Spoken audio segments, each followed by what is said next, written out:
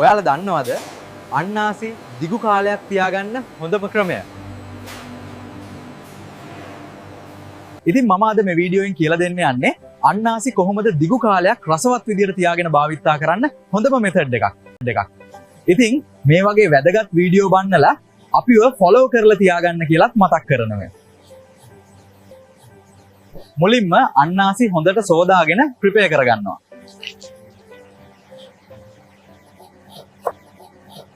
ඊට පස්සේ ස්ලයිසර් මැෂින් එක භාවිතා කරලා සමාන පෙතිවලට කපනවා. ඊළඟට මේවා ඩිහයිඩ්‍රේටර් මැෂින් එකට දාලා හොඳට වියලනවා. මේ විදිහට හදපු ඩ්‍රයිඩ් අන්නාසි ටේස්ටි වගේම හෙල්ති ස්නැක් එකක්.